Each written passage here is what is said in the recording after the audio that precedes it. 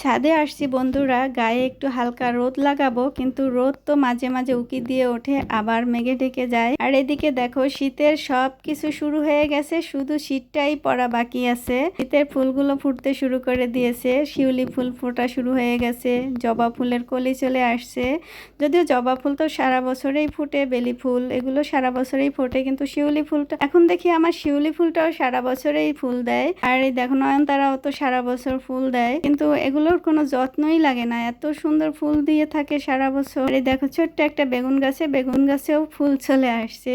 আর শীতের গাঁদা ফুলে দেখো এখনই ফুল ফোটা শুরু হয়ে গেছে। শীতের তো কোনো নামগন্ধ নেই। তো শীতের সকালটা বেশি ভালো লাগে, ছাদে আসলে সকালে সোনালি রোদ থাকে, শীতের ফুলগুলো ফোটা থাকে, কি যে ভালো লাগে। আজকের ওয়েদারটাও অনেক ভালো লাগতেছে, কারণ শীতের বাতাসও শুরু হয়ে গেছে, কিন্তু আর মাত্র কয়েকটা দিন পরেই চলে আসবে শীত। আগে আমার শীত তেমন একটা ভালো লাগতো না, কিন্তু এখন ইদানিং শীতটাই বেশি ভালো লাগতেছে মনে হচ্ছে আমার কাছে।